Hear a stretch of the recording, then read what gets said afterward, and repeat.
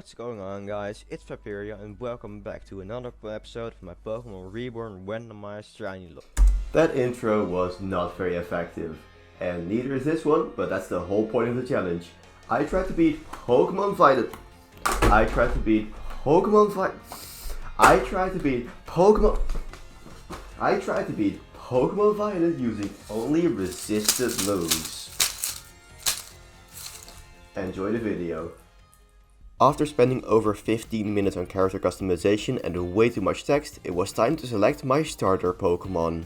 I decided to grab Sprigatito since grass is one of the worst offensive typings in the game, which for this challenge makes it one of the best.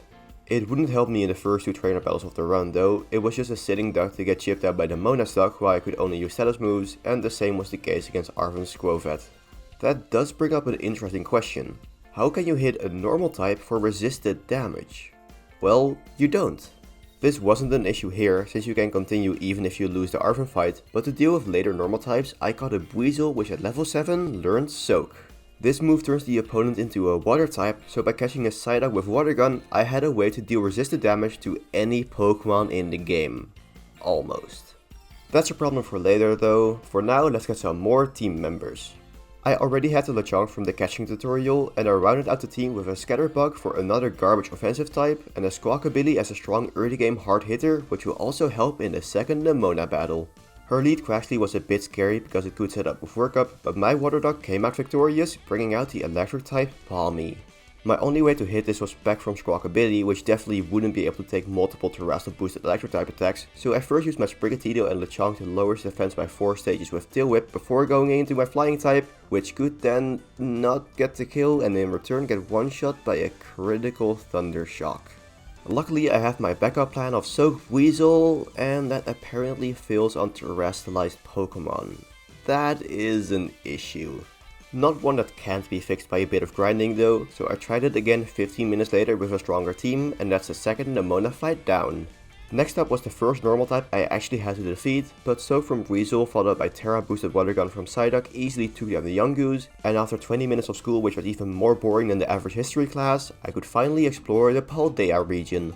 The first stop of my journey was Cortando, but because my current team wasn't well equipped to deal with the bug gym, I had to do some Terra raids. I did this mainly to get experience candies, letting the evolved Pupa into Vivillon, but one of them also got me a Dunsparce. With this, I took on the first gym leader Katie, and I had to get a bit cheesy. Dunsparce wasn't here to do damage, but just to be incredibly annoying. I could paralyze Nimble with Glare and use Mudslap to drop its accuracy by 6 stages, so my grass starter could then set up 6 Hone Claws while only getting hit by a single Struggle Bug. I purposefully let it take one more hit though, since that activates Sprigatito's Overgrow ability, and this additional 50% damage boost to grass moves, combined with Terrestrialization, let me one-shot all of Katie's bug types with the resisted Leafage. Since I'm doing all 3 storylines in this run, the Titan Cloth was up next, and this time Dunsparce was going on the offense. After using Screech to completely ruin their defense, a 150 base power Flail took care of the first phase, and the defense drops that Arven's Shelter finished the second one.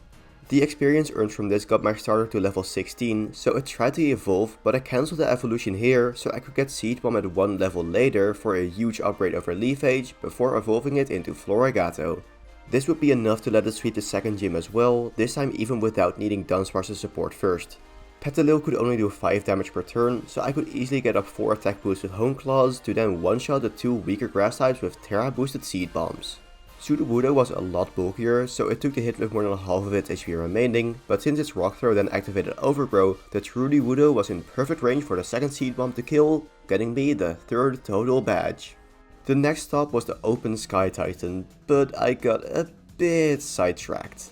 I caught quite some Pokemon, but this did bring my main attacker so far to level 20. Even though this isn't a Nuzlocke, I like using level caps in challenge runs to force actual strategy instead of just over leveling, so I need a different offensive Pokemon for the Titan fight. Luckily, my newly acquired Bombardier was perfect for this, winning the mirror matchup because of Dunsparce's support, and I didn't have to do anything on the second phase since Arven's Knackley is just that good. With 4 badges in the pocket, it was time to start a 3rd storyline in the game with Team Star, or as I like to call them, Team Car. Giacomo's Pawniard was actually quite scary because of the Metal Claw attack boost, but I could now use Florigado again to clean it up, and Bombardier proved to be helpful once again by taking down the Starmobile. Since leaving Mesagoza, it had only taken roughly 30 minutes on average to get these first 5 badges, but things were gonna slow down with the Electric Gym. Because I was quite worried about this upcoming battle, I went on a catching spree, getting a Varoom, a Voltorb and a Venomoth, which isn't important yet, but I just wanted to mention it for the alliteration. I also had a Volt Absorb Palmo from earlier, and with this I was well equipped to take on the third gym, except I forgot that I first had to take on the Mona. This might not seem like a big deal, but I had almost nothing on my team to hit her water starter, so after trying to improvise a winning strategy for almost 20 minutes, I lost and didn't white out? Since I'm just used to seeing Nuzlocke content for this game, I had no clue you could just lose that fight and move on, and looking back, that probably was the case for the second battle against her as well, but I just reset there before all of my Pokemon went down. Oh well, this just means I could immediately continue to take on Iono. Her lead Wattrel was also a part flying type, so I used Florigado Seed Bomb instead of an electric type move to take it down, but next was the pure electric type Luxio. After one Tail Whip for my starter, I swapped to Palmo, which easily took the bite, and after powering up its next electric type attack with Charge, it one-shot the Luxio with a critical hit. The Battle Bolts could actually deal some decent damage with Water Gun, but I could swap in Bombardier and immediately swap it out again to bait out a Spark for some recovery with Volt Absorb. This let Palmo stay alive long enough to finish Iono's third Pokemon, bringing out her ace Miss Magus. Even though it can do a lot of damage, its limited moveset is also easily exploitable, so I could safely take it down, getting me the 6th badge almost 2 hours after the 5th. In preparation for the next opponent, I wanted to catch some bulky fire types like this Rolycoly here. Let's just weaken it with U-turn, catch it, and wait, it's not a fire type? So that U-turn was not resisted.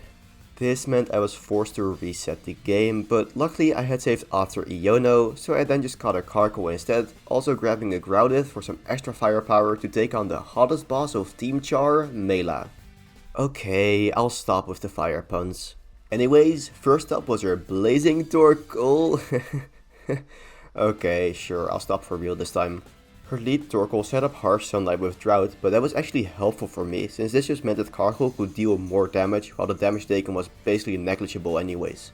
It still ended up at around half HP once Torkoal went down, but that's why I got my Growlithe in the back, who is immune to fire moves due to Flash Fire, and with that boost I took down the Flaming Car with Flame Wheel. Even though I haven't been showing it as much recently, Dunsparce has been amazing so far with support against opponents such as Giacomo, Iono and Mela, so I think it's time for some more Dunsparce appreciation. Together with Arvon's Toadstool, it managed to take down the Titan Orthworm, and just look at her, she's amazing. I'll let you be the judge of whether this dapper Dunsparce deserves a like or not. Unfortunately, I can't just rely on it for every battle, so I decided to add a Capsicid to the team, which I evolved into Scovillain, together with Weasel into Floatzel and Growlithe into Arcanine.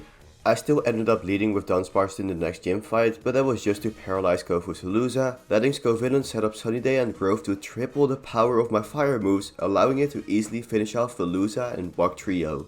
His ace Crabominable did live a flamethrower and retaliated with a slam for the KO, but there was no issue with Floatzel still in the back to clean up this battle for my 9th total badge. Following that up was the Poison Team Starbase, and it was time to start the reign of Venomoth. Remember that little guy I mentioned earlier just for the alliteration? It has evolved by now, and this is the best Pokemon for this challenge because of Tinted Lens. This ability doubles the power of resisted moves, and I think I don't have to tell you why that is so amazing here. Paired it up with Quiver Dance, arguably the best setup move in the game, boosting offense, defense and speed, and this monster is ready to sweep. Atticus' leap was also just perfect to set up on, since its contact's best move to hit me was Sucker Punch, which only works when I use an attacking move, so after using Quiver Dance 6 times and wasting off his Sucker Punch PP, I one-shot the Poison Dark type with a resisted Venoshock and took care of the remaining poison types with Bug Buzz. But now, let's talk about Larry. Everybody loves him, but he is the mortal enemy of this challenge. It's not a huge deal that he uses normal types, I can pretty easily take care of those with Soak Strats, but the issue is the Terra Normal Staraptor. Combine the fact that type changing moves like Soak don't work on terrestrialized Pokemon, and that the normal type doesn't have any resistances, and you understand that there's no way to hit a Staraptor for resisted damage. The only decent solution I could find was toxic stalling this with just Satis moves, but it's not satisfying at all. I had this great plan of using a red card to force it in early and then kill it on the same turn before it has had a chance to terrestrialize yet, but you can't get a red card until post game, so I just had to settle for this and take a shameful 11th badge. I'm gonna skip over the remaining Nemona fights since we now know those outcomes don't matter anyways, so let's have a look at the Ghost Gym. These double battles were a lot of fun to mess around with, especially since I added an Amoonguss to the team for an amazing tag team with Venomoth.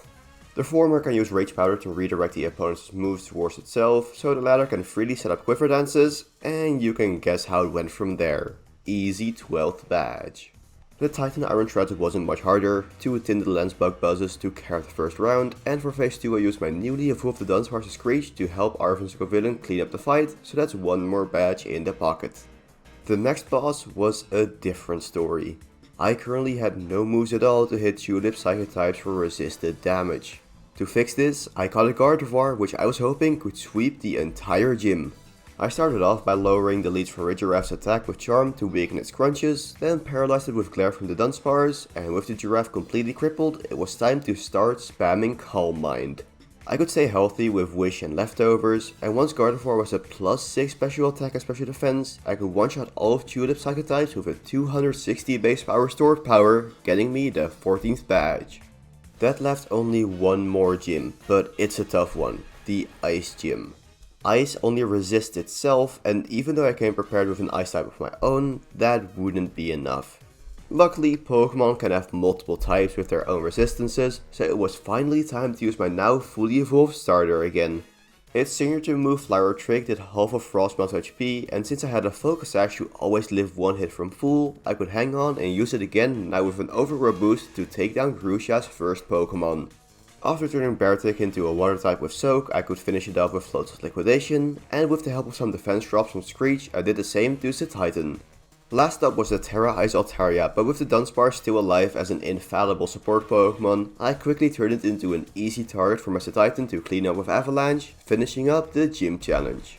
It might look like all of this was smooth sailing, but I haven't mentioned yet that the recent badges all took on average an hour to get because of either slow grinding, failed attempts, or both.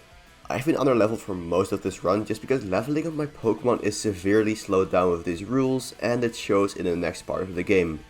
None of the remaining 3 badges were difficult to get. Venomoth made quick work of the 2 remaining Team Star bases, and Arven did most of the heavy lifting in the final Titan fight, but they still together took almost 3 hours because of the time spent on grinding in between, and it wasn't gonna get any better since the next battles were actually challenging, starting with the Pokemon League.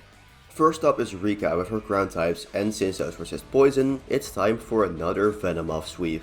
Sleep Powder gave me some extra turns to click Quiver Dance, and Grassy Terrain set up by Meowscarada let my Sweeper recover some HP while setting up, and with 2 sets of boosts it was time to go on the offense.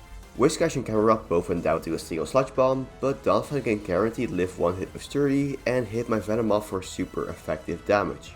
However, Rika's move choice doesn't take into account that I can potentially Terrestrialize, getting rid of my Bug typing to tank a Stone Edge, after which the poison damage finished off Donphan. Rika's Ace Clodsire did end up knocking out my Venomoth, but the damage was already done, so that's Elite Four member number 1 down. The second fight against Poppy Steel types was a lot trickier since even though Venomoth could 2-shot Caparajik with Bug Buzz, there was no opportunity to set up Quiver Dances before Corviknight came in to ruin my life with Brave Bird. Gardevoir managed to finish him off but didn't stay alive for long after that, so it was time for Villain. This could set up Sunny Day and Growth while somewhat comfortably taking Friday Dash from Magnezone, and then start sweeping with Giga Drain.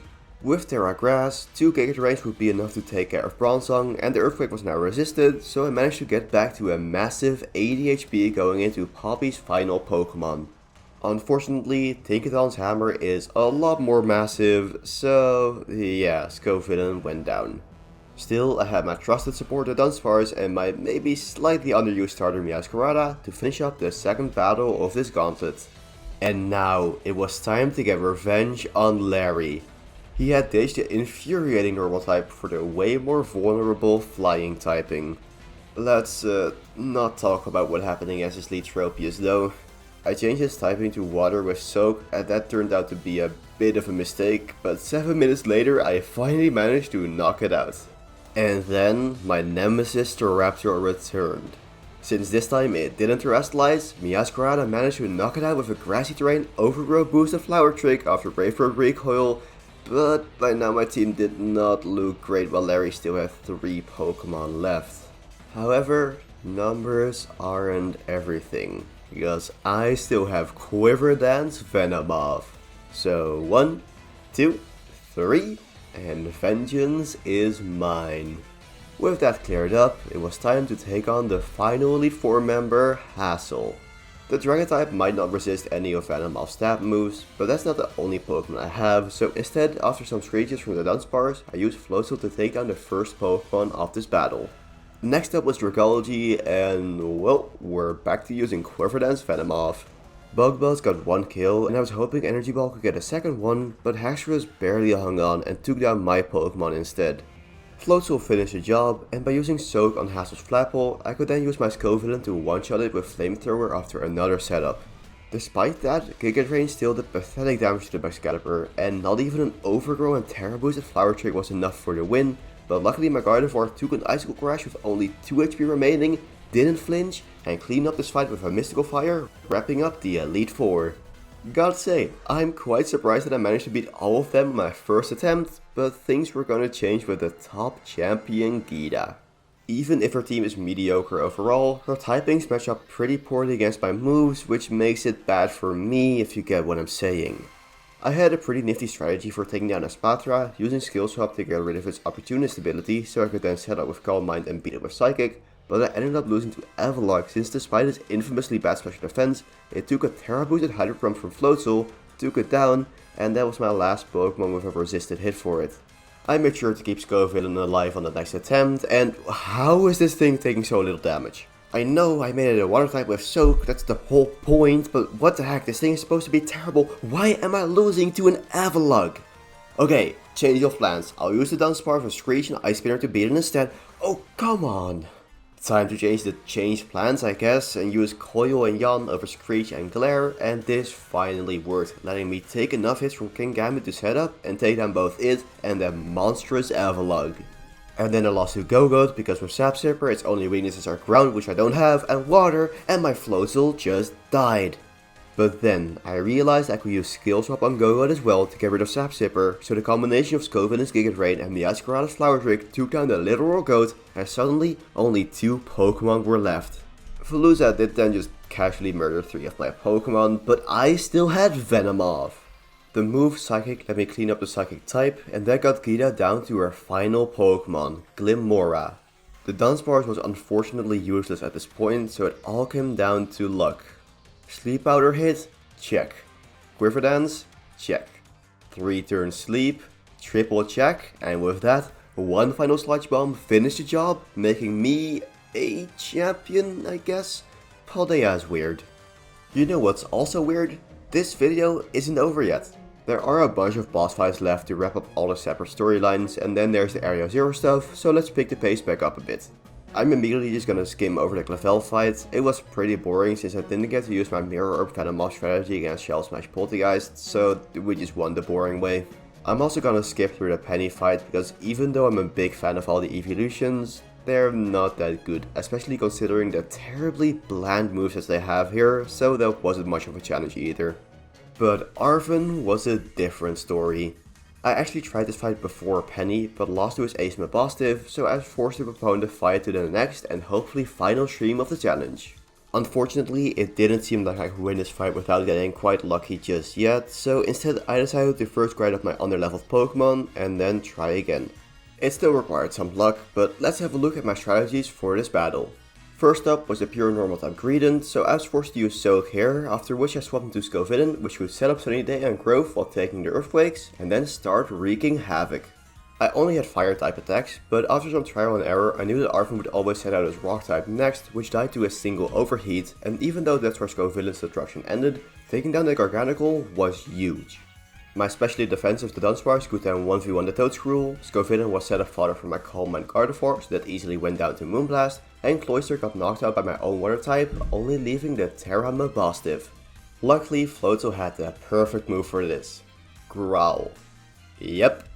After its valiant sacrifice, Gardevoir came in to lower Mabostiff's attack stat as well, then the Dunsparce crippled it even more, and lastly Meowscarada could finish off this battle with Night Slash, leaving only 2 more battles for the stream. After a short break where I played my weekly battles for a Metronome only draft league I'm in, which is hosted by the sponsor of today's video, word of the day is Yay. Okay, let me explain. Word is a cool person who's been on the channel before with multiple series and stuff, and earlier this year we wanted to do a Scarlet and Violet cage lock, but since we both need Switch Online for that to work, we either had to A. delete our original save files, B. get Switch Online for a second account, or C. have both of the games. Long story short, Word ended up paying for half the Pokemon Violet copy that I played this challenge in, so I'm here to shout her out. She streams similarly dumb challenge runs as me on Twitch, but of a bigger variety of games than just Pokemon, and she may or may not have just uploaded a new video with stream highlights on her YouTube channel, where she also uploads cool music stuff, like an instrumental version of the diss track we made together. Go check her out, and oh yeah, I didn't tell Word I'd be doing this, so hi! Just making sure I get the shoutout in return when you eventually get to collab with Mr. Beast. Okay, cool. Anyways, let's beat up Nemona, shall we? I started off by immediately terrestrializing Venomoth as do not dice to a Stone Edge if it had landed, which it didn't, so I could set up one Quick Lance and then one-shot the Lycanroc. Orthworm was next and went down to a single Bug Buzz, but then there was an opposing Dunsparce, and I did not like that one bit, also since this meant I was once again forced to use Soak Strats. Luckily, Floatzel could lower its attack with Chilling Water, so that Gardevoir could safely set up Calm Minds and eventually take down the X-Normal type with Mystical Fire. I also used it to slowly chip down Goodra, lowering its special attack with every hit until it finally fainted. Palmot was next and knocked at Gardevoir with a single hit, but since Double Shock can only be used once despite its name, Venomoth was safe to set up with Quick Lance and get the kill with Bug Buzz. I thought it could complete the sweep against a part-fighting Quaquaval, but I realized just in time that after terrestrializing, it wouldn't resist any of Venomoth's moves anymore, and I panicked. Maybe I can use Scovillain? No, critical hit. This left only one more way for me to win. I first set up Grassy Terrain with Meowscarada for some extra recovery to increase any chance I still had left at winning, sacked it, and then send out the Dunsparce. A super effective Brick Break took out over half of his HP, but I could then increase my defense with Coil, get both Grassy Terrain and Leftovers recovery, and it took a second Brick Break, letting me heal back up with Roost, and now I just had to dodge some critical hits. After 4 nerve-wracking minutes, I knocked at the Nemona starter with Smart Strike, winning me the battle and not changing anything at all about my status of being a champion. I don't know. It did finish the third main storyline, unlocking the final one, which basically boils down to walking, talking, and insert some synonym for easy battling, which rhymes at walking and talking, for almost an hour until we get to the final battle of the run against AI Turo. And this one took some time. I refused to grind at this point, but it got so bad that I had to stop around midnight without beating him after having streamed for 8.5 hours this day for just Elite 4 and these last couple boss battles. Before I show the winning attempt, I just wanted to point out this insane moment where Gardevoir was frozen for 12 turns and Iron Bundle used Snowscape on 8 of those. No clue why, but that was just hilarious. Anyways, winning sounds pretty cool. The issue was that my plan relied quite a bit on the Dunsparce, and the Dunsparce relied quite a bit on not getting unlucky. Eventually, on attempt number 8, I got through the required setup without getting poisoned by Iron Moth, which then finally went down to Ice Spinner, bringing out Iron Hands. The strat here was to first lower its attack as much as possible with Charm from Gardevoir, then, as usual, start setting up with Quick Lance Venomoth. At plus 4 special attack, it could 1-hit KO Iron Hands with Bug Buzz, Iron Thorns with Sludge Bomb, and Iron Jugulis with Energy Ball. It didn't have anything for Iron Bundle, but because I made sure the Dunsparce didn't get poisoned earlier on, Ice Spinner was eventually enough for a second kill, leaving only the Iron Valiant. By terrestrializing into a fighting type, which I can do because if you remember I got this at the start of the challenge in a raid, I could tank one Brick Break and get the speed advantage by paralyzing them with Glare, so after using a couple screeches, I could finish this challenge with the Pokemon I started it with. Except then there was the Miraidon mirror match where you can't win without using Terra Blast, but after just refusing to use it for long enough, the game did it for me, so technically I never used the move, and who cares about this fight anyways, so there we go, I beat Pokemon Violet using only resisted moves. And status moves. So yeah, outro stuff. I definitely enjoyed this challenge. It required some neat strategies while still being pretty casual, which was quite nice for a change.